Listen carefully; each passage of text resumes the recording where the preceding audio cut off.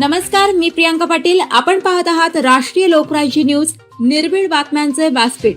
आज आपण दिवसभरामध्ये घडणाऱ्या घडामोडींवर नजर टाकूया.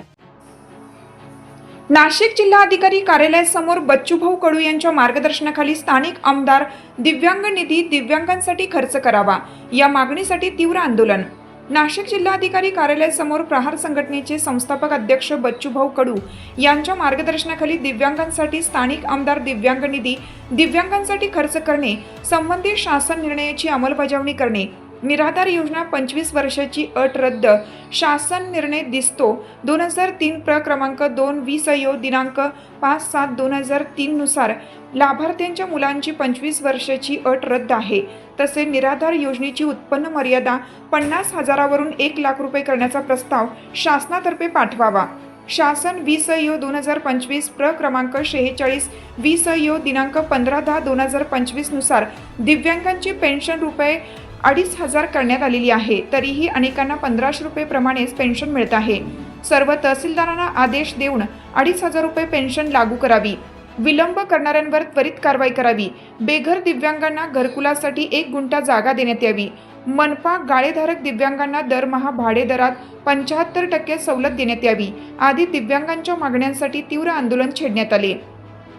याप्रसंगी आंदोलनकर्त्यांनी गगनभेदी घोषणा देऊन परिसर दणाणून सोडला. आंदोलनकर्त्यांनी राष्ट्रीय लोकराज्य न्यूज चॅनलचे प्रतिनिधी संदीप रुपवते यांच्याशी बोलताना आपल्या प्रतिक्रिया व्यक्त केल्या आहेत. आज या ठिकाणी नाशिक जिल्हाधिकारी कार्यालय या ठिकाणी आज दैवत बच्चूभाऊ कडू यांच्या आदेशानुसार संपूर्ण महाराष्ट्रामध्ये आंदोलन चालू आहे. याच पद्धतीने नाशिक जिल्ह्यामध्ये आज सर्व जिल्ह्यातील सर्व तालुक्यातील दिव्यांग बांधव या ठिकाणी उपस्थित राहून हे आंदोलन करत आहे. आमच्या मागण्या गेले 2023 पासून आमचे शासन निर्णय निघाले आहे तेव्हापासून आमच्या मागण्या आहे. आम्ही वारंवार कलेक्टर साहेबांना निवेदन देऊनही त्या मागण्या मान्य होत नाही किंवा त्याचे जे विषय आहे तो पूर्ण होत नाही. याकरता आम्ही संपूर्ण जिल्ह्यातील दिव्यांग बांधव या ठिकाणी आज आंदोलनाला उपस्थित आहोत.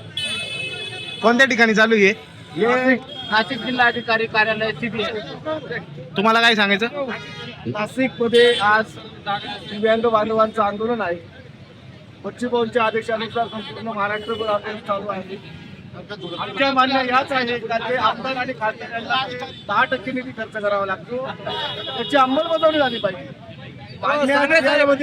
रूपांतर झाल्यानंतर सुद्धा सिंहाचं पायमल्ली केली जाते, ही फार मोठी खेद आहे.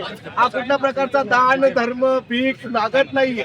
दिव्यांगांना जो शासनाने निर्णय दिलेला आहे, जो GR दिलेला आहे, त्या GRची अंमलबजावणी झाली पाहिजे. यासाठीचं हे आंदोलन आहे. यासाठी कलेक्टर साहेब आज आहेत नाही असं सांगण्यात येत आहे, पण नेमकं कलेक्टर साहेब आहेत का नाही का कुठे बाहेर गेलेत हे कोणीच कळू देत नाही. खरं तर आम्ही जे दिव्यांग बांधव पुन्हा आम्हाला प्रशासनाकडून सांगितलं जातंय की आज तुम्ही निवेदन कोणाकडे तरी एक क्षण करून द्या.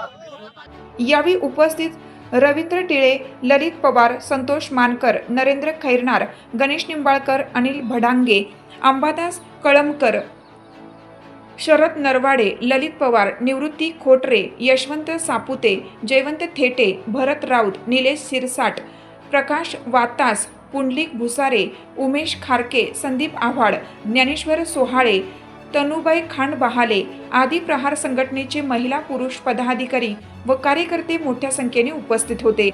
आंदोलन प्रसंगी नाशिक पोलीस प्रशासनाकडून चोख पोलीस बंदोबस्त तैनात करण्यात आला होता.